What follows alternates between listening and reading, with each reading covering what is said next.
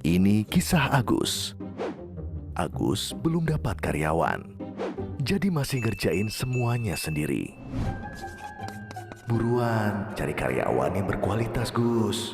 Udah kok, tapi belum dapat nih. Carinya di tempat yang salah sih, di Job Street dong. Wow, ini gampang banget. Di Jobstreet, pasang iklan gratis, anti ribet, dan ada 25 juta lebih kunjungan tiap bulannya. Ini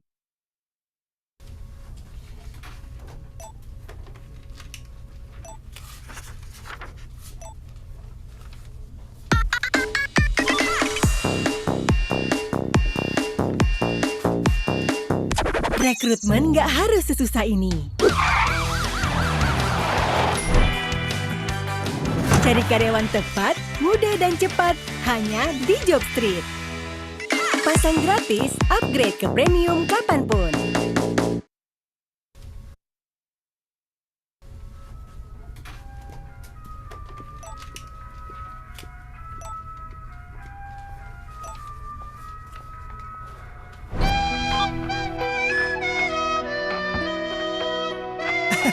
Rekrutmen gak harus sesusah ini.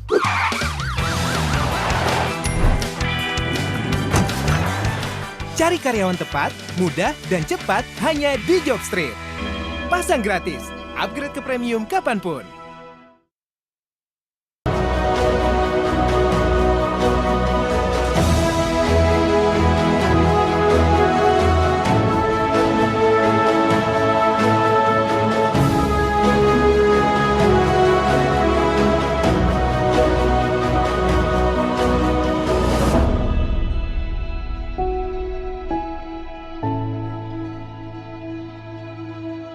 Halo, selamat sore semuanya, teman-teman semua. Apa kabar? Selamat datang di acara webinar oleh Job Street Basic yang pada kali ini ketemu lagi dengan beberapa teman-teman dari Hire ya. Dan seperti biasa, Job Street Basic dengan slogan Next Million Jobs-nya bagi-bagi ilmu dan juga bagi-bagi insight pada sore hari ini. Welcome buat teman-teman yang sudah hadir dan pada sore hari ini kita ditemenin sama lagi-lagi kita kedatangan tamu yang ganteng-ganteng. Yang kebetulan ini adalah produk yang sangat bagus dari produk Indonesia, yaitu kedatangan teman kita yang namanya Mas Nanang Halid. Halo Mas Nanang, apa kabar? Selamat sore. Selamat sore Hakim. Assalamualaikum warahmatullahi Sore. wabarakatuh buat semuanya juga. Waalaikumsalam warahmatullahi wabarakatuh. Nah, teman-teman semuanya, alhamdulillah Mas Nanang sekarang udah bisa hadir. Karena dari beberapa bulan sebelumnya kita udah approach nih ya, memang jadwalnya padat banget. Dan alhamdulillah sekarang itu Mas Nanang sudah bisa sharing dengan kita semua. Jadi silakan teman-teman nanti bertanya kepada Mas Nanang dengan tema pada sore hari ini adalah bagaimana kita growth melalui people atau growth through people. Artinya bagaimana cara kita bisa mengembangkan karyawan kita, mengembangkan tim kita, dan bagaimana cara dan strategi yang mantap untuk bisa dilakukan berdasarkan daripada experience-nya Mas Nanang di yang perusahaan sekarang dan juga di beberapa perusahaan sebelumnya yang teman-teman mungkin sudah pada tahu semuanya. Are you ready Mas Nanang? Iya, makasih Mas Hakim. Ya, kurang lebih nanti kita sampai jam 4:30. Nanti silakan aja teman-teman kalau ada yang mau ditanyakan soal Mas Nanang, silakan aja lewat chat atau lewat Q&A. Dan seperti biasa kita juga akan bagi-bagi hadiah nanti. Apakah hadiahnya nanti dari Job Street Basic atau dari Mas Nanang? Mas Nanang itu sekarang kerja di Paragon ya. Kalau teman-teman Iya, tahu iya. produknya Paragon udah Heeh. sangat terkenal sekali. Ada Wadah, lalu kemudian ada KAF juga. Nah, ini Mas Nanang sekarang karena pakai produknya KAF jadi lebih kinclong. Ini saya Lebih pengen kinclong kayak ya. Mas Nanang gimana caranya ya. Oke Mas Nanang, biar nggak lama-lama lagi, waktu dan tempat kami persilakan. Silakan Mas Nanang. Iya, makasih Mas Hakim. Teman-teman semua selamat sore. Again, Assalamualaikum warahmatullahi wabarakatuh. Pada kesempatan sore ini, izinkan saya berbagi ilmu ya. Nanti semoga ini menjadi ilmu yang bermanfaat buat para pendengar.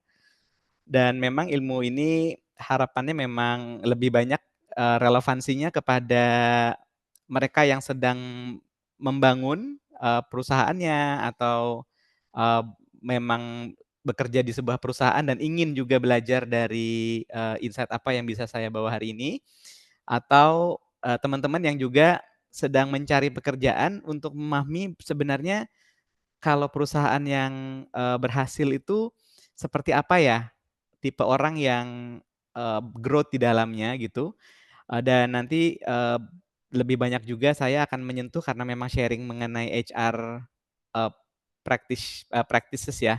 Saya juga akan share mengenai kerangka kerja apa yang saya punya di kepala saya gitu ya. Ketika kita bicara bagaimana HR itu bisa memfasilitasi perusahaan sehingga mereka bisa membantu meng-unlock business growth melalui people gitu. Itu mungkin tema yang saya akan bawakan hari ini. Nah, jadi sesi kita hari ini judulnya Unlocking Growth Through People. Sedikit perkenalan, nama saya Nanang Khalid tadi yang seperti Mas Hakim sudah ceritakan. Saya saat ini memang apa ya istilahnya tuh melakukan satu role yang kita create baru nih di Paragon. Namanya Business Growth Partner. Saya menjadi HR Director dari Business Growth ini gitu ya. Nah, jadi role saya apa? Jadi memang tim HR di Paragon itu cukup besar ya. Dan ada Pak Anam Miftahudin Amin sebagai Chief HR dan Corporate Affairs, External Relations gitu ya. Nah, saya membantu Pak Miftah untuk bersama-sama bisnis meng-unlock business growth. Jadi semacam HRBP tapi ini versi relaunch-nya HRBP ya, yang seperti yang teman-teman mungkin ketahui sebelumnya. Nah, saya mungkin masuk sedikit mengenai konteks Paragon sendiri. Jadi kalau kita bicara Paragon, kita nggak akan mungkin tidak bicara Paragoniannya. Karena yang membuat Paragon menjadi Paragon itu adalah Paragoniannya. Jadi kalau saya dulu sebelum di Paragon, saya dulu di Tokopedia, sempat kurang lebih 6 tahun di Tokopedia. Sebelumnya juga di Unilever, perusahaan multinasional FMCG gitu ya. Dan temanya sebenarnya sama, bagaimana Unilever ketika saya bergabung sampai saya kemudian tinggalkan di 2019, kemajuan dan pertumbuhannya itu terjadi karena memang talent di dalamnya dan organisasi di dalamnya gitu ya, yang dikelola sedemikian sehingga bisa bertumbuh sebesar saat itu. Begitu saya juga join di Tokopedia, temanya juga sama. Walaupun Tokopedia tuh kalau memanggil karyawan namanya nakama gitu ya. Jadi karena nakama-nakamanya nih, Tokopedia bisa menjadi salah satu teknologi company yang saat itu sangat menjadi inspirasi Indonesia ya. Sebelum kemudian berjalannya waktu dengan berbagai macam transformasi yang terjadi di dalamnya dan sekarang menjadi bagian dari ByteDance gitu ya, TikTok gitu. Dan sekarang saya di Paragon juga sama. Paragon yang menjadi sebesar sekarang itu sebenarnya karena Paragoniannya gitu ya. Nah, siapakah para Paragonian ini gitu ya? Mungkin cerita sedikit bahwa yang namanya Paragonian itu sebenarnya kan adalah mereka-mereka yang ada dalam Paragon. Nah, jadi memang Paragonian itu sebisa mungkin kalau di dalam praktek HR kita di Paragon itu memahami dulu visi misinya kita tuh mau kemana sih sebenarnya sebagai perusahaan gitu ya. Jadi ini adalah visi misi perusahaan kami, perusahaan kita Paragon gitu ya. Jadi komitmennya adalah bagaimana caranya terus-menerus menjadikan hari ini lebih baik dari hari kemarin melalui produk berkualitas. Insya Allah dengan produk Paragon misalnya mudah-mudahan yang mendengarkan pada sore ini juga ada yang memakai ya. Mudah-mudahan dengan memakai produk Paragon, mau itu Wadah, Kaf, Makeover, Emina gitu ya, Earth Love Life, Tafi gitu ya, dan produk-produk lain kita punya 14 brand in total. Itu teman-teman atau para pendengar semua merasa lebih pede, confident, membuat hari teman-teman jadi lebih baik gitu ya. Itu adalah salah satu cara bagaimana sebenarnya beauty product itu juga bisa punya purpose dan visi gitu ya, memberikan kebermanfaatan. Misinya apa? Seperti yang bisa dilihat di situ ada banyak yang kita lihat, tapi beberapa highlight misalnya salah satunya adalah mengembangkan Paragonian gitu. Jadi memang kalau kita tuh punya satu filosofi lah ya, yang Pak Subakat owner generasi pertama kita yang sangat terkenal itu bilang bahwa Paragon itu akan menjadi besar, tapi dia hanya menjadi besar sebesar orang-orang di dalamnya gitu. Jadi mungkin perusahaan apapun sama ya. Jadi perusahaan manapun itu sebenarnya jadi besar karena orang di dalamnya membesar dan tumbuh gitu. Kalau orang di dalamnya tidak tumbuh, ya perusahaannya pasti nggak akan tumbuh gitu kan. Jadi growth itu sebenarnya harus come from people untuk bisa membuat perusahaannya jadi growth juga, jadi growing juga. Gitu gitu ya. Jadi ini ada visi misi Paragon. Mungkin sedikit lagi mengenai Paragon untuk sebagai konteks. Paragon ini ditemukan atau didirikan ya, didirikan pada tahun 85 dan sekarang memang menjadi salah satu perusahaan beauty produk Indonesia yang bergeraknya sebenarnya juga masuk ke health and wellness. Misalnya kalau health itu kita punya brand namanya Labore, yang itu adalah merupakan sebenarnya derma produk gitu. Jadi memang secara klinikal itu sangat baik buat kulit gitu ya. Dan again komitmennya dengan semua yang kita punya, kita berharap bisa meng-create meaningful impact untuk greater good gitu. Dan expertise Paragon itu across all value chain. Jadi kita punya largest cosmetic research center and innovation misalnya di Asia Tenggara yang berlokasi di Jatake. Di Jatake juga kita punya 21 hektar sebenarnya area pabrik dan R&D gitu ya. Dan produk-produk yang dibuat di sana itu terdiri dari 14 brand, dan 14 brand ini tuh punya 1.600 aktif varian. Jadi misalnya kalau Kaf aja itu misalnya ada Kaf pomade yang saya pakai itu warna hijau tua, tapi ada Kaf pomade juga yang warna biru tua gitu ya. Jadi memang berbagai macam varian itu istilahnya SKU, stock keeping units gitu.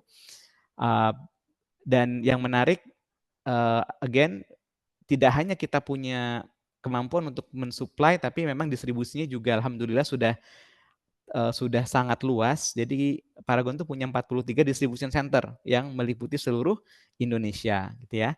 Dan bagaimana semua operasi ini dilakukan itu dengan 15.000 Paragonian yang memang 80% itu di bawah umur 35 tahun ya. Dan 85%-nya adalah wanita. Jadi inilah Paragon dalam secara singkat siapa kita gitu ya.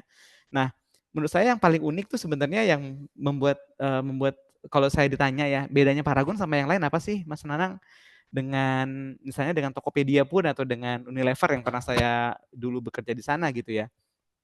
Itu konsep ini sebenarnya bahwa Paragonian itu dikembangkan untuk menjadi mereka-mereka yang punya purpose dan di saat yang sama tuh sangat intrapreneur. Jadi menjadi entrepreneur tapi di dalam company gitu ya. Istilahnya konsepnya intrapreneur gitu ya. Jadi purposeful entrepreneurship inilah yang menjadi rahasia bagaimana Paragon itu bertumbuh, bermanfaat dan berkelanjutan sebesar sekarang. Itu mungkin nanti yang again kita bisa diskusi lebih lanjut. Jadi unlocking growth through people itu sebenarnya melalui konsep budaya purposeful entrepreneurship ini gitu ya. Nanti kita bisa juga elaborasi lebih lanjut di sesi diskusi ya bersama Mas Hakim nantinya. Mungkin sebagai pengantar lagi, ini ada satu video sebenarnya yang menggambarkan oh saya baru tahu ya ternyata brand OMG atau ada brand yang namanya Insa Perfect gitu. Itu ternyata bagian dari Paragon ya gitu ya. Nah, memang Paragon biasanya terkenalnya dengan 1-2 brand yang besar gitu ya, ada Wardah, ada Kaf atau mungkin Makeover gitu. Tapi kita memang sudah punya 14 brand ya, para pendengar semua. Ini ada satu video sebenarnya yang bisa menggambarkan gitu, Paragon itu siapa sih dan bagaimana gitu ya bisnisnya sekarang. Semoga kalau saya putar ini nanti suaranya terdengar ya. Saya coba tes, mudah-mudahan terdengar. Nanti kalau tidak terdengar tolong raise hand ya.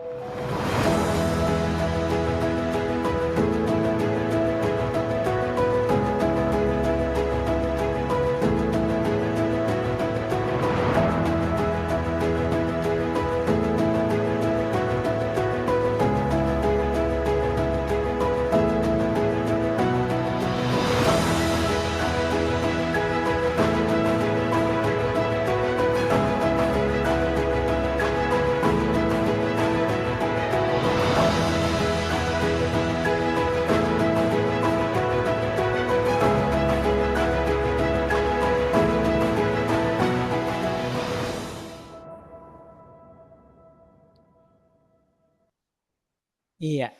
Nah, jadi, itulah Paragon, dengan 14 brand-nya dan Paragoniannya gitu ya.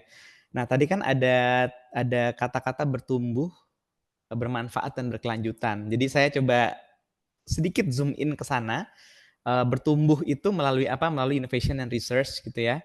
Dan again, Paragon itu ternyata alhamdulillah ya ini harus menjadi kebanggaan untuk Indonesia sebenarnya. Karena cosmetic research dan innovation center-nya Paragon itu yang terbesar di Asia Tenggara, teman-teman semua ya. Dan again kalau kita lihat tidak hanya menjadi yang terbesar di Asia Tenggara, tapi secara inovasi Paragon itu sudah juga, memang punya koneksi ke segala macam laboratorium di luar sana secara global untuk misalnya mendevelop, ingredient-ingredient tertentu di dalam inovasi yang Paragon punya gitu ya. Brands and consumer, itu juga kita tadi punya 14 brand contohnya, ini semua adalah brand-brand yang dimiliki oleh Paragon, bermanfaat juga lewat berbagai macam inisiatif. Ada inisiatif bermanfaatan di pendidikan, ada inisiatif bermanfaatan lewat kesehatan, dan sekarang lagi 3 bulan terakhir ini nanti kita punya gerakan namanya Paragonian Bergerak gitu ya, di mana semua employees itu, diminta untuk turun ke lapangan, dan ikut dalam, aktivasi-aktivasi sosial bersama grup relawan, bersama, yang lain-lain untuk memastikan bahwa hatinya tetap terjaga gitu ya, dengan si kebermanfaatan ini. Ada women empowerment juga inisiatif yang dilakukan oleh Paragon, dan di lingkungan juga sama gitu ya. Nah, ini mungkin, pertanyaannya, lebih kepada sedikit ya, HR tuh unlock growth through people sih sebenarnya, sehingga kok bisa Paragon itu bisa sebesar tadi dan memiliki berbagai macam dimensi yang terus berkembang gitu kan, research-nya berkembang, kebermanfaatannya berkembang dan seterusnya. Nah, jadi pertama tadi, apa yang kita sebut sebagai, entrepreneurship mindset. Nah, ini memang kata kuncinya. Jadi saya itu inget banget kalau dulu Tokopedia tuh dulu bicara Nakama itu punya 3 DNA gitu. Satu itu adalah consumer focus, kedua itu growth mindset, yang ketiga itu make it happen, make it better gitu. Jadi iterasi. Nah, kalau di Paragon itu ada yang namanya parapreneur.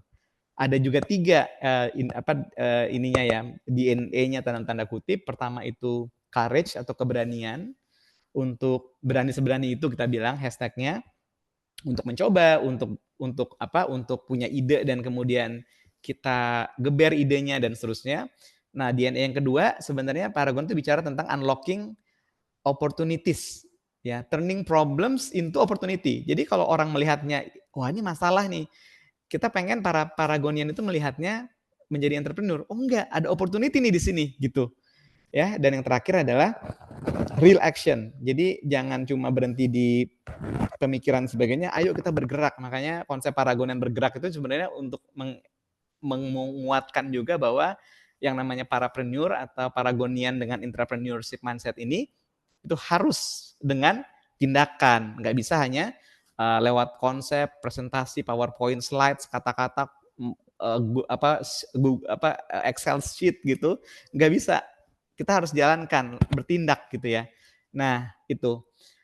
Nah HR-nya gimana nih untuk bisa menimbulkan atau memfasilitasi dan meng-unlock growth ini gitu ya. Nah ini yang saya bilang bahwa HR itu ternyata bisa kok menjadi benar-benar growth partner gitu.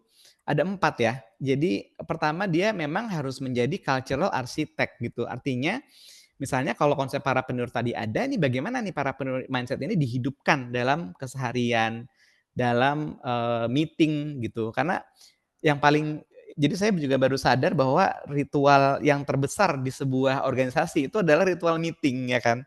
Nah dalam meeting tuh bahasa-bahasanya, mindset leadership-nya yang memimpin meeting itu harus dengan konsep parapreneur. Meeting-meetingnya harus berani, meeting-meetingnya harus melihat masalah menjadi opportunity, meeting-meetingnya harus berbuah aksi, kan gitu. Paling gampang ya, jadi contohnya misalnya, itu gitu ya. Dan, again, meng-embed entrepreneurship mindset itu contohnya saya bilang tadi lewat ritual meeting itu gimana caranya bisa lebih, ritual yang menjadi ritual thinking together yang lebih berani, lebih melihat opportunity daripada masalah dan berbuah tindakan gitu, action. Kedua, HR juga harus memainkan peran sebagai yang mendesain sistem. gitu ya. Nanti saya bisa cerita lebih lanjut ya, bagaimana misalnya Paragon itu adalah perusahaan yang memakai konsep squad dan kita tidak menyebut sebagai organisasi yang rigid, tapi kita nyebutnya kayak orang main bola, formasi gitu kita bilang. Oh bedanya di mana ya? Nanti kita coba explore lebih lanjut ya, andai kata nanti ada waktu. Nah yang kedua juga kita melihat bahwa tidak hanya formasinya jelas, tapi kan kalau main bola juga ada cara bermain kan. Ini kita mau tiki taka gitu ya untuk memecahkan masalah ini, atau kita mau main kick and rush gitu. Pokoknya lempar umpan lambung ke depan, striker ngegolin kan gitu kan. Ya Indonesia unfortunately kalah ya tadi malam ya 3-2 sama Arab Saudi. Itu mungkin cara bermainnya harusnya menyesuaikan nih dengan dinamikanya Arab Saudi kemarin malam ya. Sayangnya tidak begitu gitu ya. Tapi squad dan formation ini menjadi cara bagaimana Paragon bermain gitu ya. Dan itu memang sebuah approach yang unik karena saya baru menemukan dalam 20 tahun praktek saya di HR cara seperti itu dan ternyata it works actually gitu ya. Nah, yang ketiga adalah capability builder. Jadi memang yang namanya HR mau tetap juga nggak cuma ngomongin culture dan organisasi di poin 1 dan 2, tapi juga capability ya. Skill gitu kan, membantulah bersama dengan tim Paragon University kita punya harus berkolaborasi untuk memastikan bahwa yang namanya skill and muscle memory-nya itu terus dikembangkan gitu. Nah, misalnya kita punya bootcamp kalau memang saat-saat di mana kita butuh melakukan zoom in untuk benar-benar problem solve bersama gitu ya. Itu juga kita lakukan dan capability builder ini juga dilakukan sebenarnya lewat banyak program mentoring secara organik oleh leaders-leaders yang ada. Terakhir, ini menarik karena kita bicara juga bagaimana ide-ide bisnis itu bisa di-unlock dengan pertanyaan dari teman-teman tim HR gitu. Jadi sebagai contoh, saya kemarin ada beberapa conversation dengan business leader itu mencoba memasukkan reflect yang saya sebut reflect tech. Jadi kalau andai kata ada masalah, problem ini butuh di-solve dengan apakah nambah orang lagi, atau misalnya reorganisasi tim, atau sebenarnya lewat teknologi nih gitu untuk nge-solve-nya. Jadi reflect tech tentang gimana kita growth itu adalah sebuah game changer ya, yang kalau HR memahami teknologi, maka dia bisa membawa itu ke sebuah diskusi dengan business leaders, sehingga cara ngelihat solusinya mau gimana, itu juga bisa pakai solusi teknologi gitu ya. Gitu. Nah, jadi kalau ini slide saya terakhir, jadi kalau misalnya kita petakan role HR sebagai growth partner itu bisa dipetakan kayak gini nih, lensa atau kacamatanya. Jadi ada sisi di mana memang kita bicara people and culture, ada sisi kita bicara proses dan teknologi, lalu ada memang yang secara program itu harus dilakukan sebagai corporate wide program yang sebelah kanan, dan ada memang yang spesifik by function karena memang tidak semua function punya permasalahan yang sama gitu kan. Nah, jadi tadi ketika saya bicara cultural architect dan system designer itu adalah pakem-pakem playbook yang harus dikembangkan secara corporate harus sama. Ya gitu ya. Jadi nggak boleh jangan beda karena kalau beda nanti tidak nyambung kan antara tim yang satu sama tim yang lain gitu. Andai kata sistem atau formasi dan cara bermainnya tidak sama. Tapi ada hal-hal yang memang by function spesifik itu bisa juga dilakukan. Misalnya tadi mengintroduce yang namanya reflect tech dalam diskusi-diskusi talent dan organisasi, atau capability building yang itu memang spesifik by function. Jadi nggak perlu terlalu lebar ya, by function punya capability building homeworknya masing-masing. Disitulah kita kemudian ikut gitu. Mungkin Mbak Rosa ini paparan saya di awal untuk pemantik diskusi bersama Mas Hakim. Kalau andai kata ada pertanyaan nanti kita lanjutkan lebih di sesi berikutnya ya. Terima kasih Mbak Rosa dan Mas Hakim.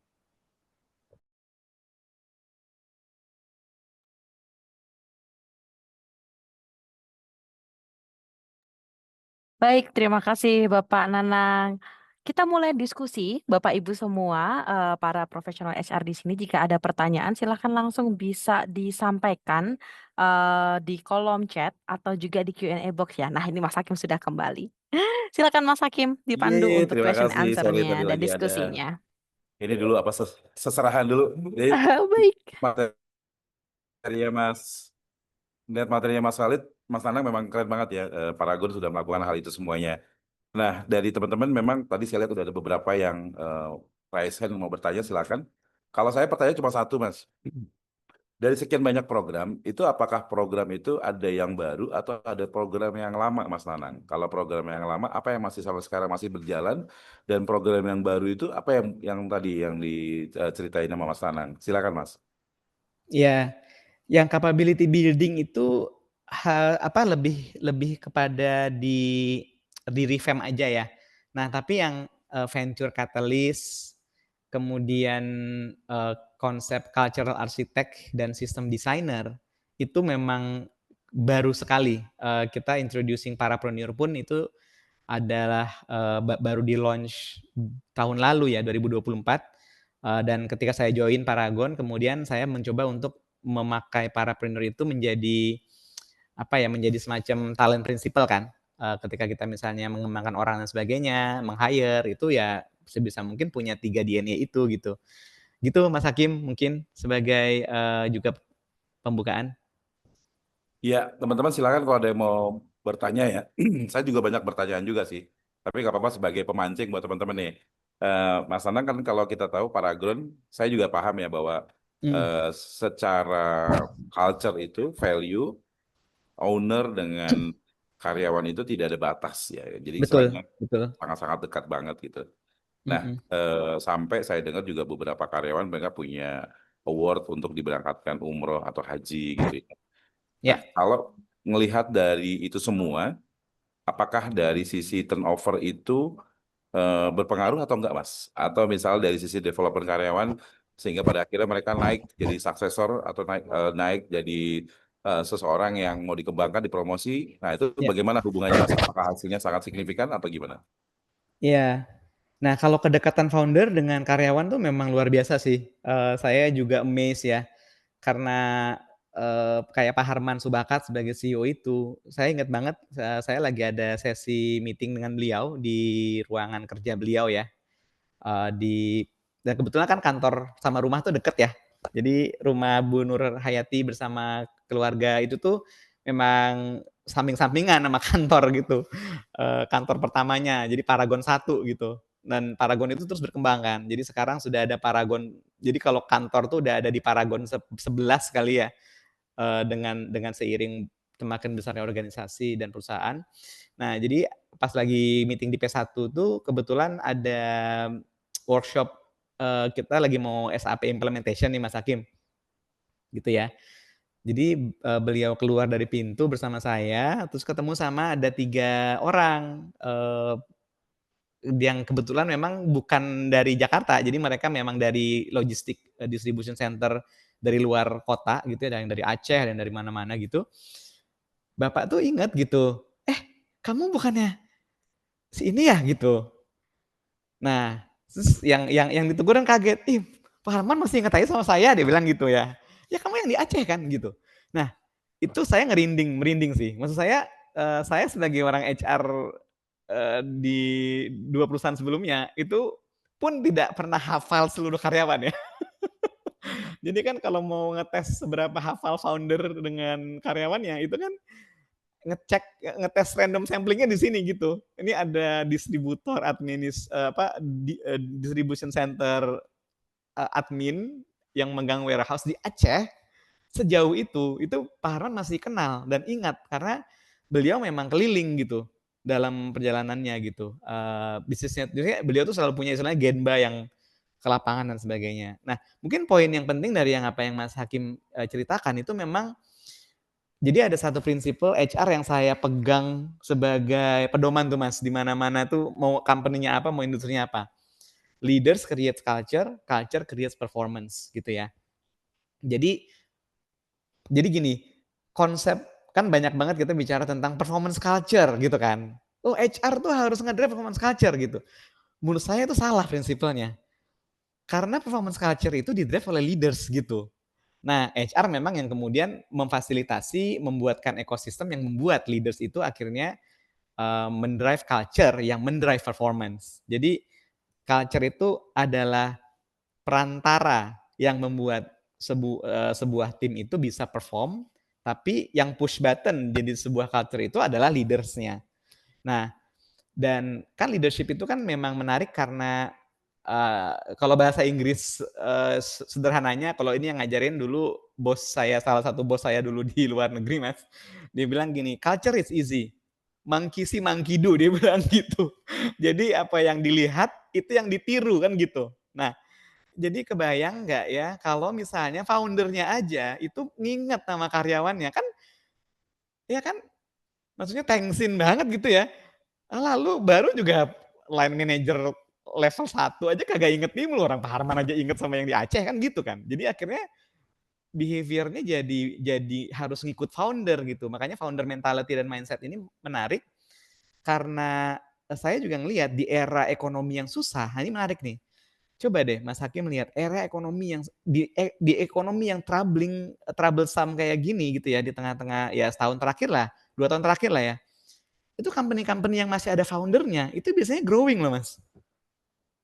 Ya kan? Nah, yang biasanya agak nyungsep itu justru karena yang jadi pimpinan besar dari sebuah perusahaannya itu hanya another karyawan gitu. Ngerti ya maksud saya? Gimana CEO-nya global MNC manapun itu tetap menjadi karyawan kalau di negaranya gitu kan. Misalnya negara ini ada CEO-nya, ya dia karyawan juga gitu. Karena founder global MNC-nya mungkin ya udah nggak ada gitu. Nah, tapi kalau misalnya company yang masih punya founder, itu culture itu sangat strong gitu terjaga. Ya ini saya juga merasa waktu zaman Tokopedia juga sama gitu ya. Karena founder itu sekritikal dan sepenting itu ketika ngedrive sebuah culture. Ya, itu mungkin Mas insight lain yang bisa semoga bermanfaat ya. Ya, kita sekarang ke Q&A nih Mas. Nomor 1 ada dari Erika ya. Tantangan apa yang bisa atau mungkin dihadapi oleh HR saat mencoba menanamkan prapreneur? Nah ini, apa tuh Mas tantangannya Mas? Kesulitannya apa? Atau bahkan mungkin menjawab pertanyaan kedua, ngomongin culture nih. Bagaimana cara mendevelop culture yang boleh dibilang tua gitu? Mungkin karena sistemnya kacau atau bagaimana cara memperbarui lagi ya. Jadi ada 2 tadi tuh, bagaimana menanamkan prapreneur dan juga bagaimana memperbaiki yang sistem yang kacau gitu. Silakan. Iya. Nah mungkin yang pertanyaan kedua itu sebenarnya kan yang pertama kan lebih kepada gimana tantangan menanamkan parapreneur ya. Di mana kalau jadi nanti mungkin agak berhubungan nih benar kata Mas Hakim, berhubungan sebenarnya. Jadi kalau saya ngelihat bagaimana Paragon menanamkan culture. Karena sebenarnya saya termasuk orang baru karena saya belum setahun nih di Paragon ya. Saya ngelihat memang culture-nya tuh kenceng banget. Nah, artinya ada Paragon way of doing every single thing itu kayak leading the Paragon way gitu kan. Performance management Paragon way gitu. Jadi semuanya itu ada Paragon way-nya. Marketing the Paragon way, supply chain the Paragon way dan seterusnya gitu ya. Nah, jadi parapreneur ini itu memang kalau pertanyaannya bagaimana caranya kan kata Erika gitu. Itu memang nggak bisa hanya berhenti di jargon sih. Tapi culture itu memang benar-benar terartikulasikan ke level bagaimana sehari-harinya itu memang si culture ini tuh masuk gitu. Nah, oke. Mas Anang bisa kasih contoh nggak kira-kira gitu kan? Nah, contohnya gini, misalnya contohnya ya. Contohnya di teman-teman marketing gitu, yang ada di CAF, kan? Kalau misalnya kita bicara tipikal multinasional FMCG gitu ya, mau multinasional mau lokal, maka dia akan melihat begini kan Mas Hakim. Saya tuh lagi jualan misalnya katakanlah deodoran cowok, ya kan, parfum cowok. Maka biasanya apa yang dilakukan? Yang dilakukan adalah cari market research data dari Nielsen, gitu kan. untuk menganalisa kira-kira potensi market berikutnya untuk deodoran cowok ini di mana, gitu kan. Kemudian lihat toko, lihat ini, lihat itu, lihat ini gitu datanya. Dianalisa, bikin plan, kemudian minta budget, ya kan. Setelah ada plannya, diskusi, debat gitu sama finance untuk dapetin budget. Biasanya kemudian kan priorisasi gitu kan Mas. Wah ini kegedean nih budgetnya, boleh lah dulu prioritas lagi lah, budget gue cuma segini gitu kan. Jadi akhirnya yang keluar itu adalah sebuah adonan yang melewati berbagai macam pemesin gitu ya, misalnya kayak ini tepung harus ini kan masuk itu, ujungnya keluarnya donat gitu kan misalnya, di oven sebagai jadi donat, ya kan. Nah, proses ini semua itu adalah proses kalau di Paragon cara ngeliatnya nggak gitu, gitu. Jadi ngelihatnya langsung pertanyaan utamanya adalah, oke, kita punya deodoran. Opportunity deodoran itu atau opportunity brand cowok itu di mana ya? Ngeliatnya agak gedean dikit. Oh, cowok itu ngumpulnya di mana? Di event apa gitu. Jangan-jangan kita bisa mulai juga bicara dengan dengan segmen konsumen cowok-cowok ini di tempat yang mungkin justru tidak pernah disentuh oleh brand kosmetik pria gitu. Akhirnya muncul konsep Calf Garage, ya kan? Yang teman-teman mungkin ada yang datang nggak ya ke Calf Garage misalnya gitu ya? Ini saya ketik di sini deh. Gimana caranya saya ngetik ya eventnya? Bentar, everyone. Ah ini. Jadi di sesi ada pameran mobil terbesar kemarin di Indonesia itu ada Calf muncul gitu dengan konsep bahwa itu kayak bengkel gitu kan, tapi bengkel tampilan gitu kan. Nah, ketika ada konsep sejenius itu dari teman-teman finance tuh tidak main priorisasi, tapi pertanyaannya adalah, oh kalau kita akan buat Calf Garage ini, seberapa besar tambahan omset yang lu bisa dapetin? Ngelihatnya opportunity, bukan ngelihat keterbatasan. Gitu. Nah, itu contoh ya, bagaimana cara ngeliatnya beda banget gitu. Jadi kalau saya reflect saya pernah di FMCG juga kan, yang tadi saya sebut pertama namanya gitu ya, tanpa mengulang.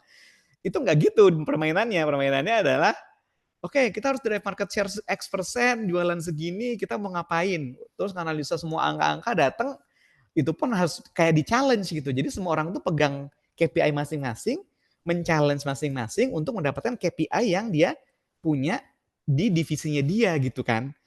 Ya kan? Nah, itu yang sama Paragon nggak begitu cara mainnya. Cara mainnya kalau Calf Garage ini bisa nambahin omset another 10%, kalau kita tambahin budget promosi 5% lagi, kita masih untung 5 gitu. Nah, jadi simpelnya adalah culture parapreneur kita nih Erika, itu ditaruh di dalam bahkan diskusi meeting gitu, dalam proses kerja gitu. Nggak cuma sekedar campaign, ayo kita menjadi parapreneur, nggak gitu. Leaders-nya harus menjiwai sehingga dia menerapkan konsep berani punya ide, kemudian ada masalah dilihat opportunity-nya di mana, dan ayo action langsung gitu. Jangan telat nih, Calf Garage harus segera kita dapetin tempat yang bagus gitu, yang trafficnya bagus. Lalu nanti online offline conversionnya gimana? KOL-nya siapa nanti yang datang gitu, langsung jadi sebuah chain reaction gitu kan. Misalnya cerita bagaimana tim Calf kemarin datang dengan activation Calf Garage itu. Itu mungkin ya. Nah, kedua tadi dari, saya lupa Mas siapa tadi ya, Mas Ilham atau siapa ya, yang nanya mengenai, nah Pak, Mas Nanang, gimana nih kalau sistemnya culture tua banget dan sebagainya. Nah, unfortunately, saya kok melihat tidak ada solusi lain selain ketemu dengan heart to heart dengan yang punya perusahaan atau pemimpin tertingginya gitu, untuk bilang, untuk punya sesi heart to heart ya, dan bercerita bagaimana sebenarnya teman-teman di bawah ini itu Pak inovatif loh, kita semua itu pengen nih ngeliat company ini growing loh Pak, tapi kita ngelihat kayaknya di dalam kok nggak quote and quote ramah ya dengan ide-ide yang kreatif ini, terlalu konservatif dan sebagainya. Nggak ada cara lain sih unfortunately gitu. Nah, kan biasanya gini, banyak orang HR bilang, "Ayo bikinin survei, employee survei," gitu-gitu ya. Kalau menurut saya, kadang-kadang honesty and moment of truth itu lebih penting. Jadi, bayangan saya kalau misalnya, ada leaders yang bisa diajak untuk, menjadi agen perubahan, maka lewat leaders itulah, "Pak, bisa nggak ya Pak, kita, ngobrol-ngobrol aja sama Pak CEO atau Pak founder, kayaknya, teman-teman tuh ngerasa bahwa sayang ya company ini kalau begini nih, gimana kalau diginiin, kalau digituin, kalau kita punya waktu aja, ya fireside chat lah, dibikin sesi yang orang nyaman gitu kan, apakah itu dalam bentuk kayak semacam OWD-nya atau apanya gitu ya. Jadi human conversation is much better than employee survey menunjukkan employee engagement turun. Itu buat founder, buat CEO kadang-kadang it's just another number gitu kan. Dan akhirnya kan it lost in what is actually artikulasinya apa gitu. Karena kalau employee survey itu kan ujung-ujungnya menjadi laporan gitu. Jadi yang sangat kaya, suara-suara kaya itu jadi sangat termiskinkan dengan hanya satu kata. Statementnya adalah ini, 70% mengatakan iya, 30% mengatakan tidak. Titik gitu. Padahal nuansanya, rasanya nggak begitu gitu kan.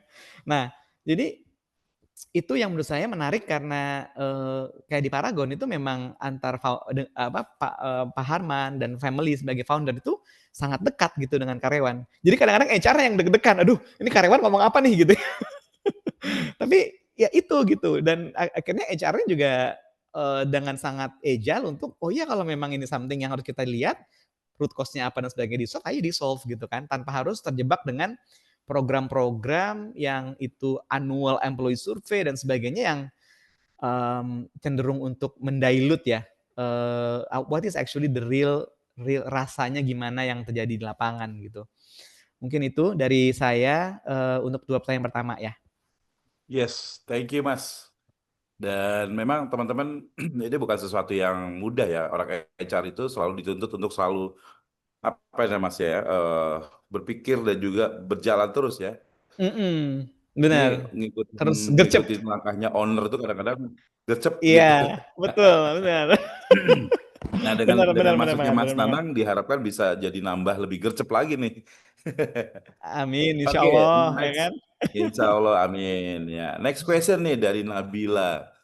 Nabila bertanya dalam bahasa Inggris, tapi saya coba dalam bahasa Indonesia ya. Bagaimana sih merubah seorang bukan seorang ya, divisi HR itu dari administratif merubah menjadi strategic driver gitu. Administratif, administratif tapi dirubah menjadi strategic growth driver. Nah, itu gimana tuh Mas? Caranya satu ya yang pertama. Yang kedua adalah bagaimana meyakinkan owner nih, meyakinkan ya. Kayaknya sih owner sudah pemahaman yang sama ya, tapi kira-kira bagaimana meyakinkan waktu itu meyakinkan owner bahwa HR itu punya peranan yang sangat penting gitu dalam sebuah bisnis. Nah, gimana nih Mas? Satu dulu dijawab deh. Iya, betul. Nah, pertanyaan Nabila ini adalah pertanyaan sejuta umat sebenarnya di HR ya Nabila ya.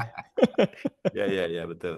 Karena kan HR itu memang biasanya di sebuah perusahaan itu mulai dulu dari nyari orang gitu kan, kemudian orang yang sudah direkrut, digaji, kontraknya bener gitu kan, udah titik tuh biasanya. Agak canggihan dikit udah mulai muncul, "Eh iya ya, tolong dibuatkan trainingnya," dan terus berevolusi gitu. Nah, menurut saya gini, tergantung ya, jadi memang skala perusahaannya sampai di level apa. Jadi kalau misalnya memang perusahaannya baru 50 orang, terus kemudian, harus ada HR yang strategic growth driver, mungkin belum perlu, gitu. Karena mungkin lebih perlu lagi adalah gimana caranya lebih kepada ngebangun, capability gitu, apalagi kalau growth-nya cepet banget gitu kan. Jadi scaling up recruitment gimana, sistem, pakai HR system, nggak kalau belum ada HRIS pakai HRIS. Nah, jadi saya tuh percaya bahwa, HR itu memang selalu harus hadir tepat pada waktunya. Karena kalau kecepatan dia hadir, organisasi kadang-kadang nggak siap loh. Jadi kayak misalnya tiba-tiba, ada misalnya organisasi 50 ada HR business partner yang ngedrive, "Oh, yuk kita bikin ini, pakai AI di sini, nah ini," gitu. Itu kadang-kadang kayak, "Ini basic aja belum selesai nih Bro," gitu kan. rekrutmen aja kagak dapet-dapet nih bro gitu kan. Jadi ada ada titik di mana kita harus realistis juga sebagai orang HR yang ngelihat oke mana dulu yang dibangun sehingga pondasinya ada sehingga kita bisa ngomong yang naik kelasnya gitu. Nah, eh, tapi kalau misalnya sudah gede tapi HR-nya masih berkutat hanya administrasi, nah itu memang menjadi problem statement ya kan? Karena jangan sampai growth itu justru dihambat oleh orang. Gitu, ya kan?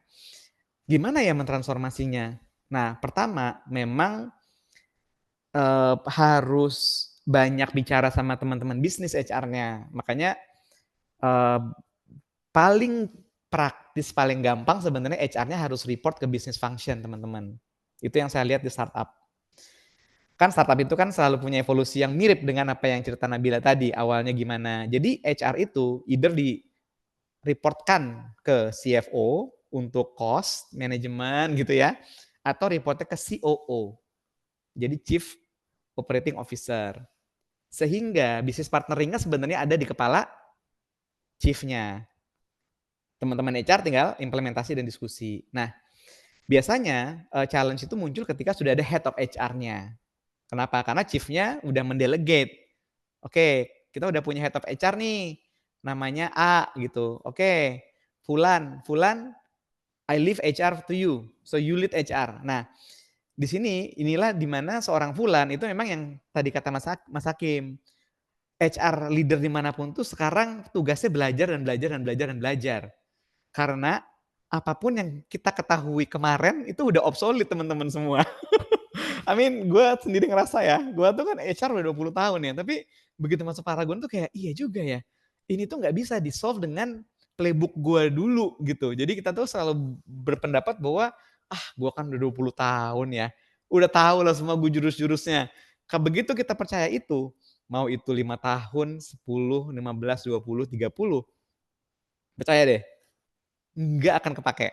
Jadi kita yang harus humble untuk belajar lagi, belajar lagi, belajar lagi. Gitu teman-teman. Jadi kayak saya misalnya melihat konsep formasi.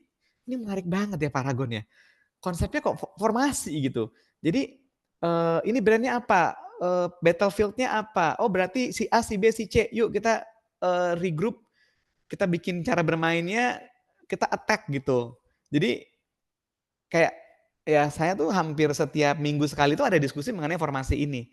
Karena bisnis yang berubah dengan cepat gitu. Nah, saya pikir, oh ini kenapa ya mereka itu, maksudnya mereka yang di MNC gitu ya, mohon maaf ya, kompetitor-kompetitornya Paragon misalnya, itu lambat banget misalnya ya, inovasi-inovasinya, sementara Paragon kita bisa cepat banget gitu. Karena memang ngelihat bener-bener kayak masalahnya di mana, timnya kalau memang nggak relevan ya dirombak ulang gitu formasinya gimana, tanpa harus ribet dengan si ini report ke siapa, si ini report ke siapa gitu. Makanya konsepnya squad, ya kan.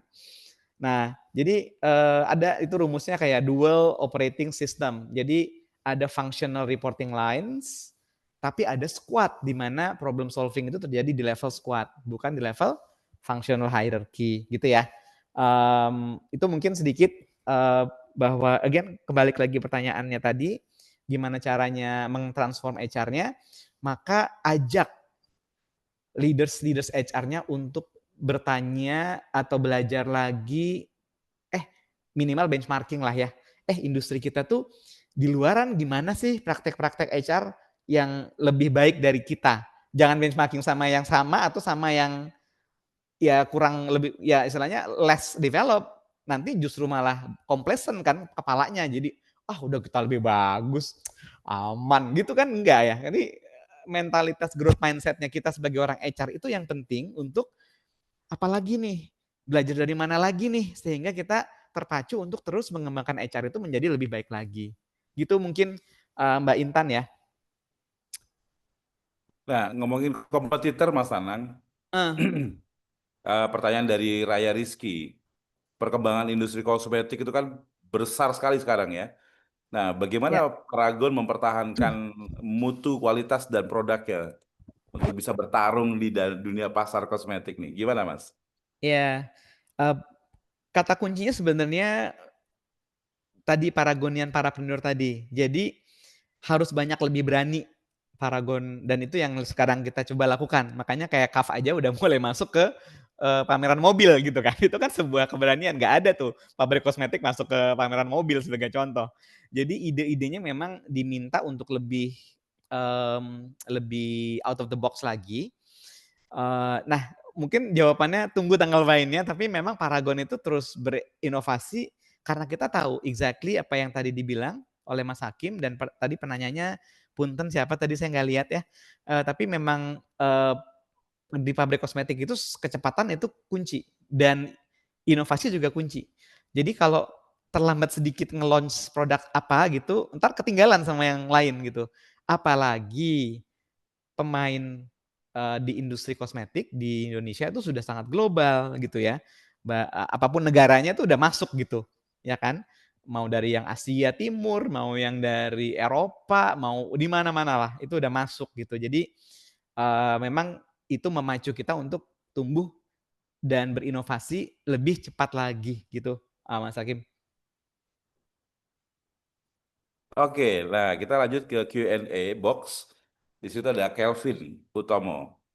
Jadi kalau boleh di-summarize bahwa kita sebagai leader nih ya, kita sebagai leader, bagaimana kita bisa men-suggest HR kita untuk tetap bisa menghandle talent-talent kita, tapi talent-talent yang kira-kira yang kurang fit atau unfit gitu ya, untuk bisa apa namanya, untuk bisa ikut tetap terlibat gitu ya, untuk tetap kontributif atau sekarang kata Pak Menteri ada tetap produktif gitu. Nah, di Betul. mana kadang-kadang leader-leader ini juga kadang-kadang mereka udah capek gitu. Capek mau Iya, melakukan buat apa kepada orang-orang tersebut. Nah, kira-kira gimana caranya nih, Mas, supaya bisa iya, mempertahankan orang-orang ini tapi ya orang-orang ini masih bisa di apa namanya, dibilang bukan untuk dibinasakan tapi tetap bisa dibina tapi tetap produktif gitu. Gimana betul caranya, betul Mas? betul. Nah, kalau saya, kemarin itu ada satu pepatah juga nih, apa, atau saying atau quotes ya, dari leaders, dari family. Setiap leader ada zamannya, setiap zaman ada leadernya, gitu. Nah, makanya para entrepreneurship ini bicara tentang, lebih banyak agility-nya gitu ya, karena tantangan leaders itu sebenarnya how to make sure we keep ourselves relevant. Gitu. Sama persis kayak brand. Karena brand itu kan kalau nggak relevan dia akan mati ya. Maksud saya kalau misalnya, teman-teman yang mungkin di sini memakai, pemakai kosmetik misalnya, 10 tahun yang lalu gitu, coba dilihat deh, pabrik kosmetik toko-toko kosmetik, itu udah banyak banget brand yang hilang. 5 tahun yang lalu, udah banyak, mungkin setengahnya juga udah hilang. Setahun lalu aja nih, tahun lalu aja kalau misalnya ada yang mengamati itu ada brand-brand yang hilang gitu kan, dan tahun ini udah nggak ada. Jadi continue to keep yourself relevant itu nggak cuma applied untuk, produk kosmetik gitu, menurut saya leaders juga sama. Jadi memang kita terus memacu leaders kita untuk continue to be relevant.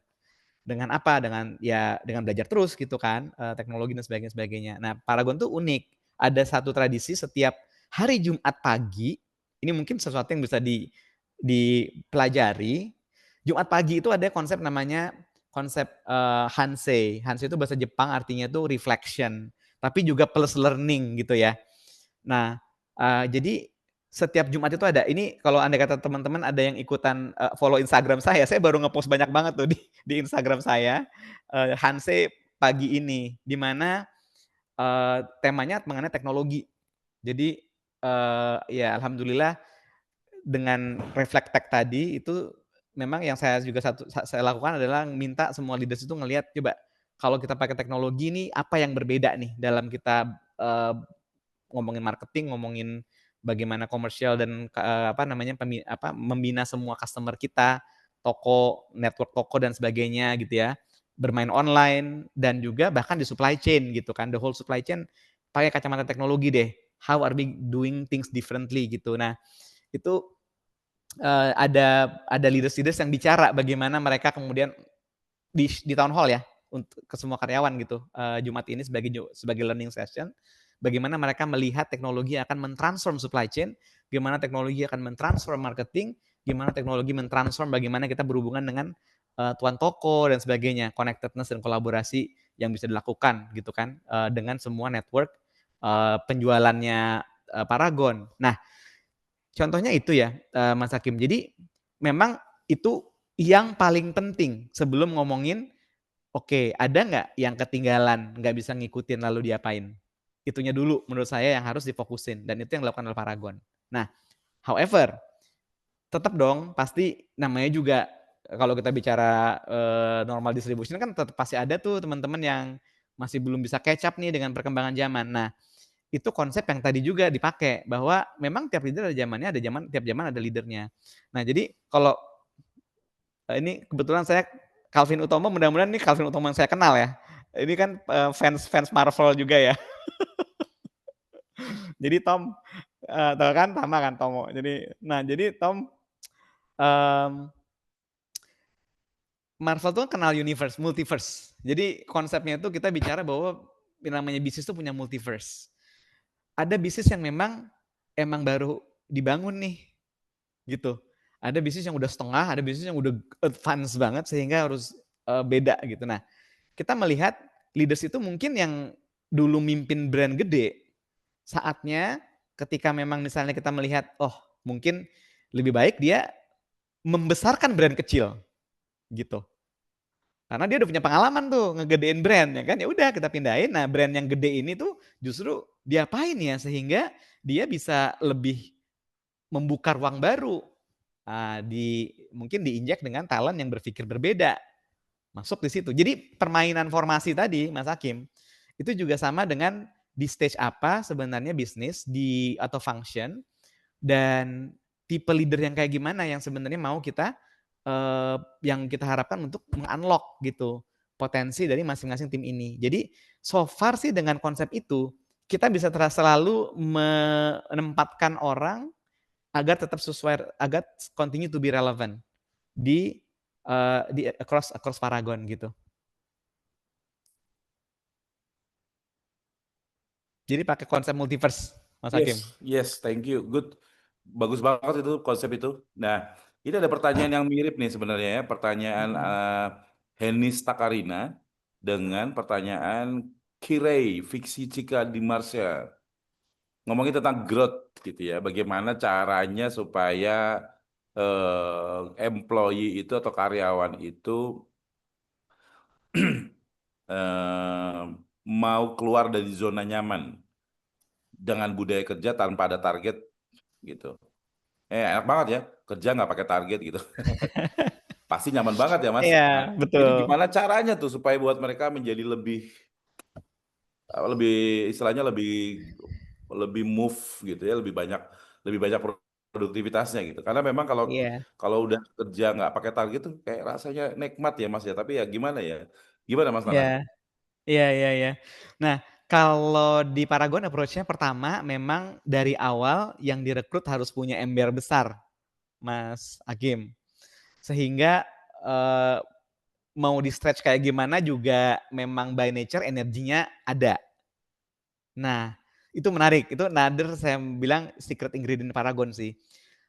By the way, ini sebagai gambaran aja, konsep manajemen trainee kita itu tuh Mas Hakim boleh tebak deh. Passing grade-nya berapa? Manajemen trainee Paragon.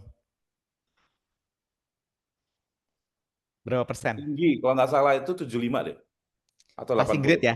Passing grade itu passing artinya dari pelamar sampai akhirnya diterima. Iya, 75 ya. Nah, enggak.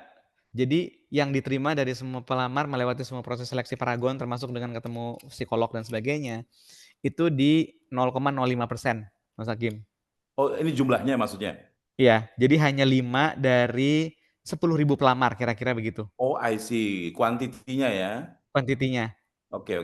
Nah, itu menggambarkan memang sengaja dicari profil ketat banget. Nah, jadi memang ketat banget. Maksudnya saya pun waktu masuk Paragon ini kan juga amazed dengan proses screening mereka karena even di level senior saya pun itu harus terus mengikuti selection proses yang mereka punya gitu ya.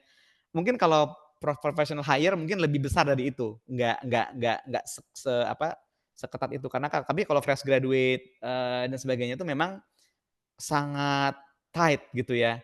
Dan ada psikolog juga bahkan yang menemui kandidat untuk melakukan profiling sebelum final interview gitu ya. Nah, kenapa itu dilakukan? Karena memang pengennya jangan sampai dilema yang tadi Mas Hakim bilang terjadi gitu.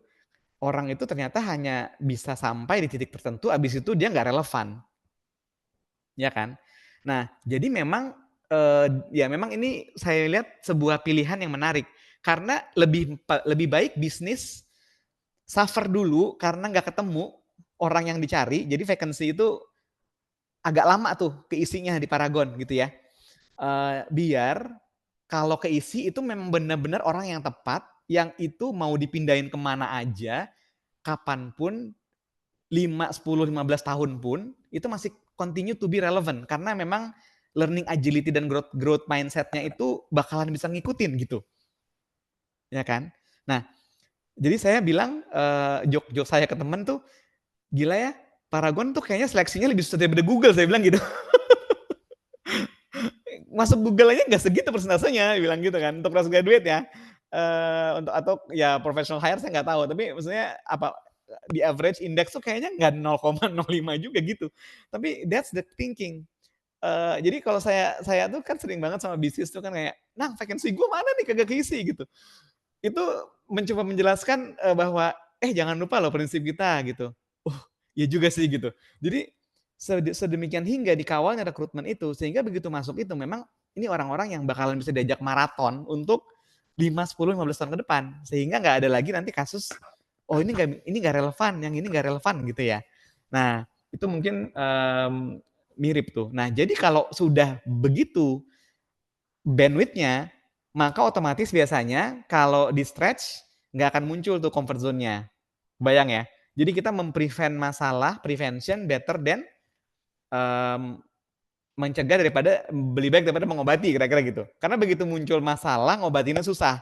Jadi akhirnya Paragon ngambil point of view pencegahan deh gitu. Kalau udah masuk emang ini orang-orang yang bisa di-stretch sampai kapanpun, continue to be relevant gitu. Itu Nah, caranya Paragon. ngomongin tentang karyawan yang tadi terlalu enak nih, ini ada pertanyaan dari Mbak Yulia Yunus nih. Kalau dari Iya. pertanyaannya begini, ini agak sedikit menarik nih ya. Iya. Menyikapi hasil survei yang berkaitan dengan benefit yang udah tiap tahun paling rendah dibandingkan dengan faktor lain. Sedangkan perusahaan itu sudah ada 8 jenis allowance. Gila, 18 jenis allowance di luar medical sama scholar benefit. Nah, Iya. ini kalau misalnya masih faktor kepuasannya masih rendah. Ini kalau menurut Mas Tanang apa yang salah ya? Apakah ini Iya. memang karena perusahaannya masih kurang ngasih lagi atau memang karyawannya yang kurang bersyukur gitu? Iya. Ini Padahal udah dikasih semoga semua nih. Ini apa yang salah, Mbak? Apakah strateginya betul. salah atau gimana, Mas? Monggo, Iya. Mas. Ini kayaknya Yulia Yunus yang juga saya kenal ya nih. Mudah-mudahan ya, Yul. Yang di mana? Yang di Liquid itu? Dulu pernah ada finance di Unilever namanya Yulia Yunus. Oh, I Saya see. again punten kalau salah. Tapi kalau benar dan glad to connect lagi ya, Yul. Jadi ini tuh sebenarnya pertanyaan sejuta umat juga. Karena saya yakin di Google pun jawabannya sama, ya kan? OpenAI aja yang mungkin barusan memberikan tiba-tiba, semuanya jadi miliuner karena tiba-tiba saham mereka dihargai $1 juta misalnya gitu ya. Saya yakin begitu disurvei juga jawabannya sama. Gitu. Nah, kenapa ya? Karena memang, kalau kita bicara benefit dan employee compensation dan sebagainya itu kan ada, ini punten agak sedikit akademis ya. Ada namanya law of diminishing returns. Ya. Ini saya coba ketik di sini, law of diminishing return. Nah, ilustrasinya begini. Ketika teman-teman misalnya ada di sebuah padang pasir gitu ya, panas gitu kan. Waduh gila. Aduh, gua ketemu air putih aja alhamdulillah banget nih gitu kan, jalan nih. Ketemu misalnya ada oasis, ada air putih kan? Ada air lah, itu mau airnya kotor apa enggak kan diminum aja kan, orang gila aus banget. Dah, percaya nggak, sehari kemudian mesti pemikirannya gini, "Ini kayaknya kalau ada es batu enak ya." Gitu. Misalnya dikasih es batu, nih kasih es batu, tiba-tiba ada secara keajaiban muncul es batu gitu kan.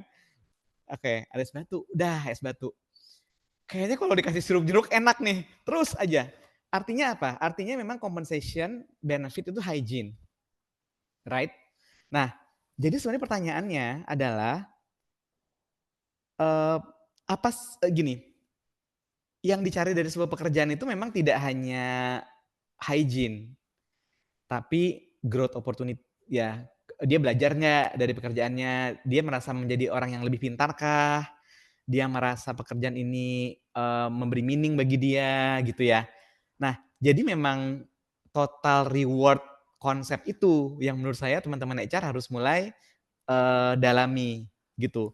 Karena saya yakin misalnya company-nya nambah satu lagi, tiba-tiba ada ada allowance tambah jadi 18 ke 19, dan sebagainya, ada ini, ada itu, dikasih makanan, ya maksudnya kayak Google aja gitu kan, contohnya kan gitu kan.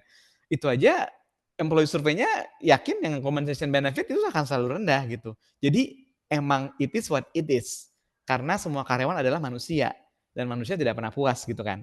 Nah, jadi justru yang dicari adalah apa yang membuat seseorang itu, menjadi apa ya, thriving gitu kan, di company-nya. Karena salah juga kalau perusahaan itu justru mempamper karyawannya terlalu nyaman, ya kan? Up to the level bahwa ketika ada tantangan baru dia kayak, "Alah, gua nggak ngapa-ngapain juga gua dapat bonus, gua masih dapat 18 allowance." Then you create what in HR itu called entitlement mentality. Nah, kalau entitlement mentality yang keluar teman-teman, itu dia bisa nodong perusahaan loh, kebayang ya? Bayang nggak sih karyawan nodong perusahaan? Jadi kayak misalnya bisa kayak gini, eee, "Bos, lu harus naikin gue gaji 2 kali deh, kalau enggak gue cabut." Ya kan? Nah, kebayang nggak kalau itu dikasih teman-teman? Misalnya nih, company-nya ngasih, "Oh, ayo deh saya naikin kamu gaji 2 kali." Itu kalau kedengeran sama 200 karyawan lainnya, apa yang terjadi teman-teman? 200 orang nodong company-nya. Itu company di-put on a hostage, ya kan? Hancur itu company for sure culture-nya.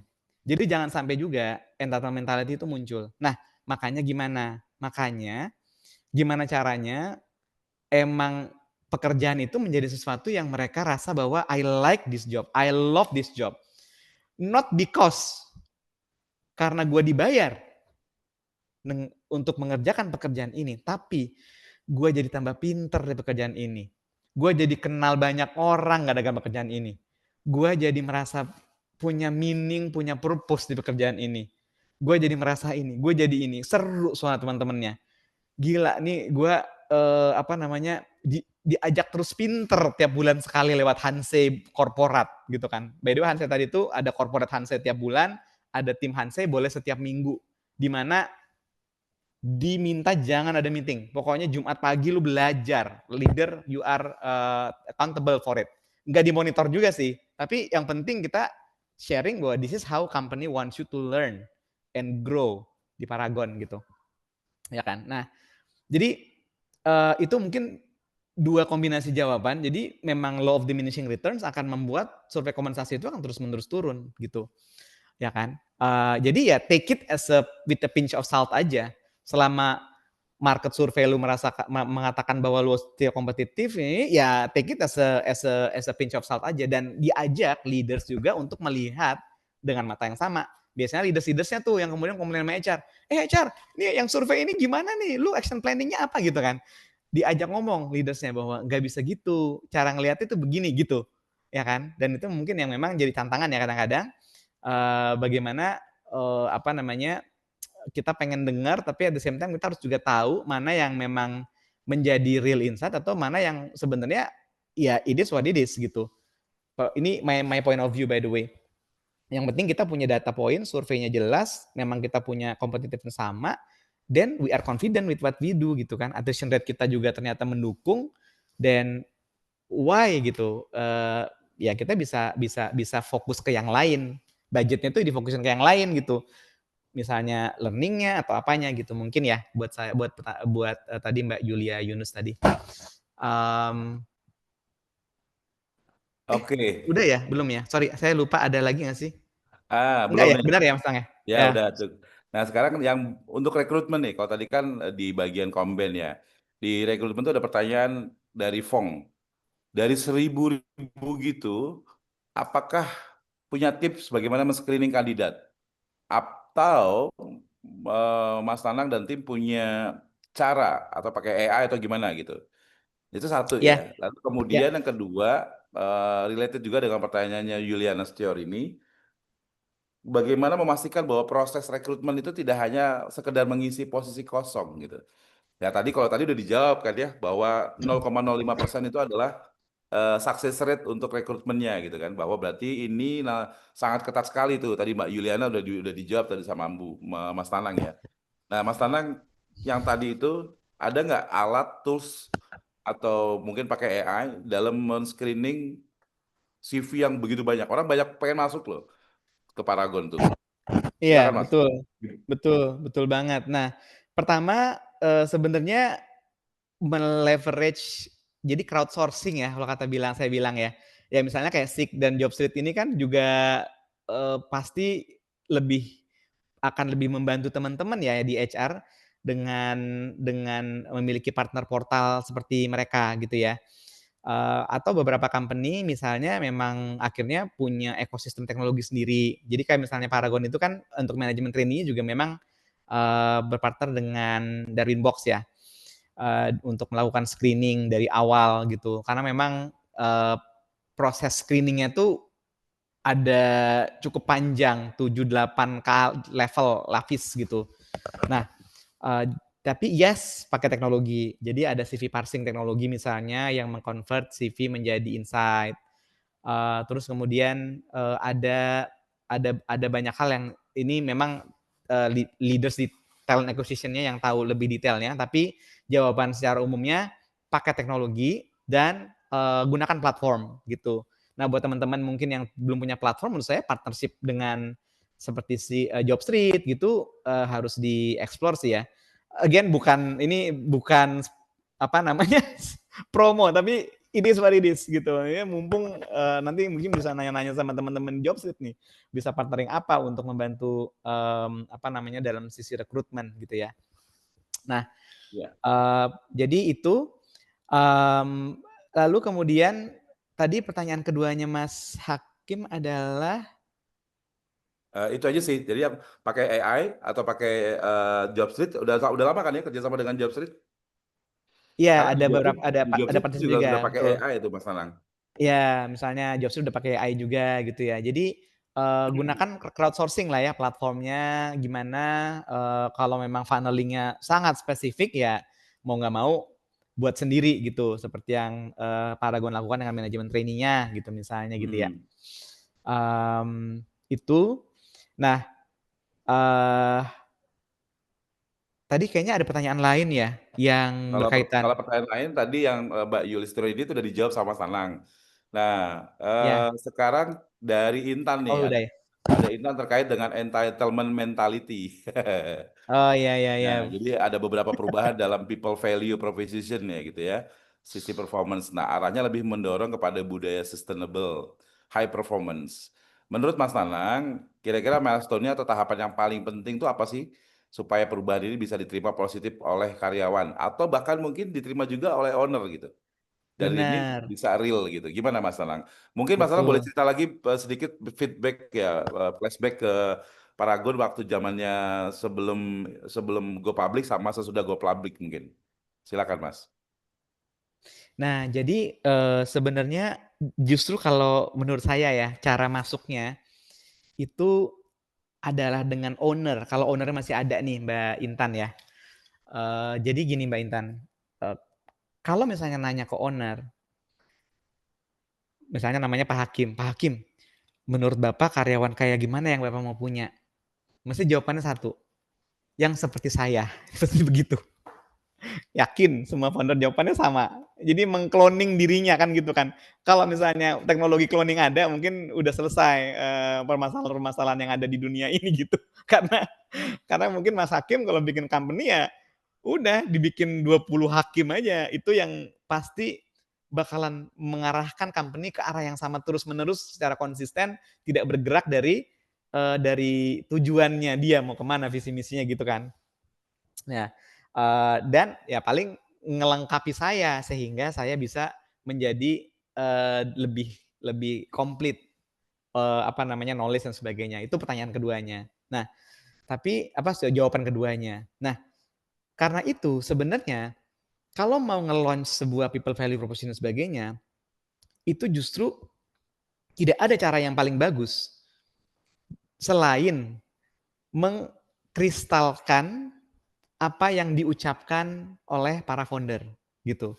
Malah sponsor utamanya justru para founder ini, gitu menurut saya, Mbak Intan, kalau cara ngedrive-nya. Nah, cara ngemasnya gimana? Makanya saya tuh sangat suka dengan konsep Paragon gitu, karena menurut saya, dulu saya waktu di Tokopedia belajar tentang yang si 3DNA ini gitu ya, di mana behavior itu di-drive lewat ada 3 DNA yang harus dilihat ketika rekrutmen, di-assess dan dievaluasi ketika performance review, dan dikoar-koarkan terus-menerus, dikampanyekan terus-menerus, termasuk ada award-nya, gitu. Jadi mainnya pakai behavior. Paragon enggak, mainnya langsung pakai identitas gitu. Jadi Paragonian, lu harus naik kelas jadi parapreneur. Naik kelasnya gimana Pak? Dengan memiliki founder mentality. Apa founder mentality? Harus lebih berani, harus ngelihat kalau ada masalah itu adalah kesempatan, bukan masalah, turning problem into opportunity. Yang ketiga, real action. Jangan kelamaan thinking macam-macam, mulai aja dulu kalau bahas hashtagnya dulu kalau saya bilang di Tokopedia gitu ya. Mulai aja dulu, itu mulai aja dulunya itu yang real action kalau kata Paragon gitu. Jadi mirip sebenarnya, gitu. Cuma caranya tuh lebih lebih lebih cultural dan rasanya tuh dapat tuh di Paragon karena ngomongin identitas. You are a parapreneur, you are an entrepreneur in the company gitu. Nah, kalau saya boleh ngajuin, jangan terlalu kompleks tuh. Nggak perlu kayak punya 5 pasal value proposition baru, nggak perlu. Mainnya identitas gitu. Mulai besok kita semua akan menyebut diri kita apa gitu. Dan si apa ini kayak Paragon, parapreneur ya kan. Nah, ini apa nih company-nya? Mau nyebut diri kalian apa si karyawannya gitu. Nah, apa behavior-nya? 1, 2, 3. Yang nge-launch siapa harus foundernya. Gitu. Leaders masing-masing harus showcasing. Iya, gua sudah menjadi si apapun itu namanya gitu kan. Karena gue sudah melakukan ini gitu. Jadi leaders yang ngedrive behavior change itu di timnya masing-masing. Nah, HR ngapain kerjaannya? Mengorkestrasi itu semua, Mbak Intan. Gitu sih, kalau saya boleh usulkan. Mas Nanang, pertanyaan terakhir. Kalau seandainya karyawannya bisa dibentuk, tapi justru leadernya yang kadang-kadang susah untuk bergerak, gimana tuh Mas? Ya, Sama sekalian punten, terakhir, pertanyaan kedua, ya, bagaimana cara menghadapi silo? Nah ini biasanya di leader juga begitu sih. silo, ya. Nah, lagi-lagi, kalau saya ngelihatnya ya, di mana-mana memang orang nomor satunya yang pemegang kunci sih, Mas Hakim. Orang nomor satunya yang pegang kunci dari perubahan culture. Kalau culture ya, karena kalau misalnya yang paling atasnya tidak memegang kunci itu, maka nanggung perubahannya dan bisa diveto loh perubahan itu menurut saya. Kalau yang pegang nomor satunya nggak ikut ya dalam mendrive perubahan ini. Nah itu kenapa menurut saya, again kalau buat company yang memang masih punya founder, HR tuh harus ngajak foundernya untuk bersama-sama melakukan perjalanan ini, gitu. Kalau misalnya mereka misalnya kayak kenapa harus ikut? Bapak percaya nggak bahwa Paragon Tokopedia dulu begitu Pak? Gitu aja, kita belajar dari mereka loh Pak, gitu. Karena cerita ini cerita langsung yang bisa kalian kutip, gitu kan. Bahwa itu bagaimana Tokopedia ngedrive, bagaimana inovasi-inovasi Tokopedia pada zaman 2019 sampai 2023 gitu ya, sebelum kemudian mengalami perubahan dari sisi ownership, ya kan, dengan Gojek, dengan Goto atau ByteDance dengan TikTok-nya, atau Paragon gitu. Jadi ini real story gitu, bahwa ya founder itu yang memang ngedrive semua perubahan ini, HR itu menjadi partner bagi mereka gitu. Jadi jangan HR yang narikin leaders untuk ngedrive, tiba-tiba foundernya ngomong sesuatu gitu yang against apa yang kalian sudah buat capek-capek dan lelah-lelah bersama leaders-leaders yang pro perubahan, itu selesai perubahan gitu. Itu maksud saya, itu yang punya founder. Nah, kalau yang punya yang ada CEO-nya, berarti non-founder CEO itu ya. Ya again, saya mencoba recall pelajaran-pelajaran apa yang saya ambil di zaman sebelum masuk Tokopedia dan Paragon, di company yang awal banget di mana saya pertama kali bekerja. Interestingly, itu sama. Jadi CEO-nya yang harus ngedrive. Nah, seninya gimana? Mungkin ini, seninya gimana Mas Hakim? Seninya adalah kita harus banyak mendengar. Jadi kita pinjem apa yang dikatakan oleh CEO-nya, itu yang diambil, kemudian diberi muatan, kemudian dikembalikan kepada CEO-nya. Pak CEO, kita tuh ingat loh Pak, Bapak itu kan pernah ngomong begini ya Pak. Nah, kalau kita jadikan program culture tuh gimana Pak kira-kira? Bapak tertarik nggak untuk menjadi sponsornya? Gitu. Jadi ini yang juga saya belajar. Jadi memang humility untuk menjadi lebih banyak mendengar itu memang menurut saya adalah playbook orang HR sekarang.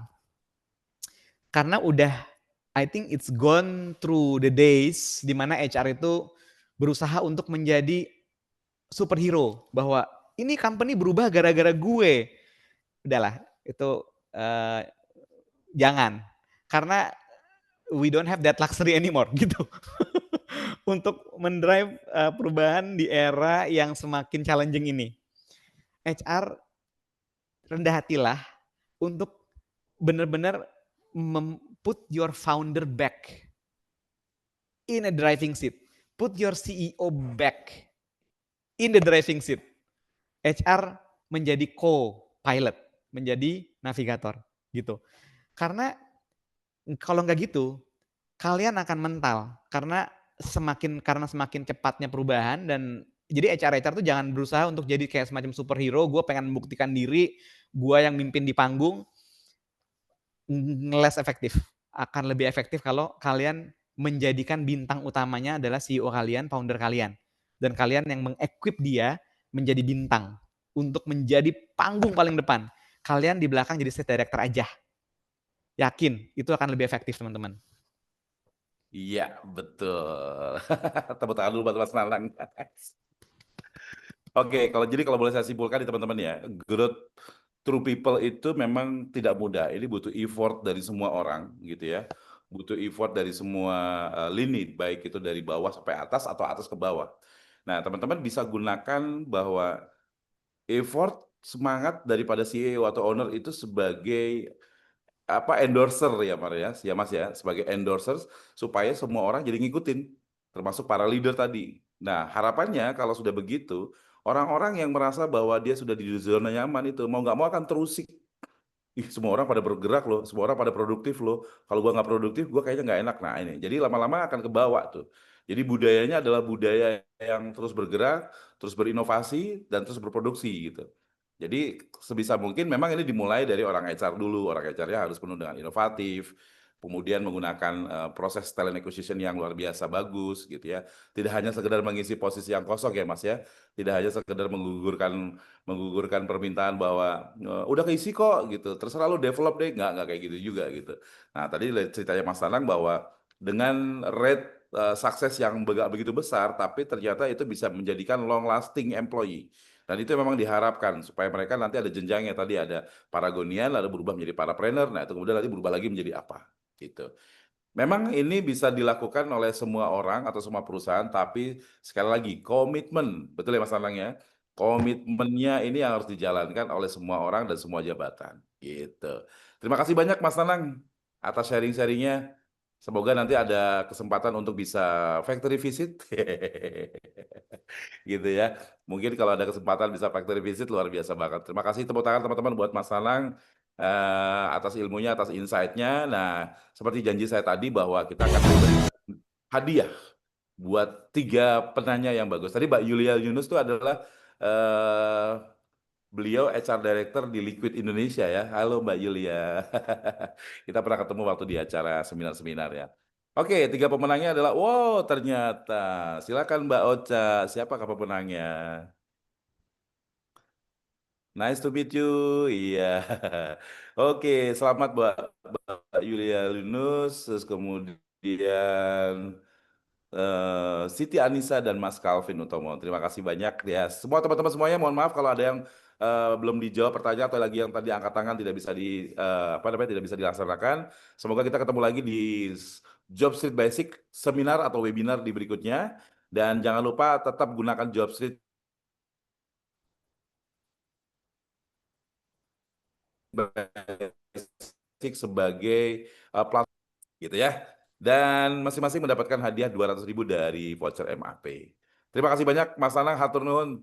Terima kasih banyak Ya, Mbak Ocha, terima Mas kasih Mas banyak. Hakim, satu lagi. Jadi saya itu Silakan.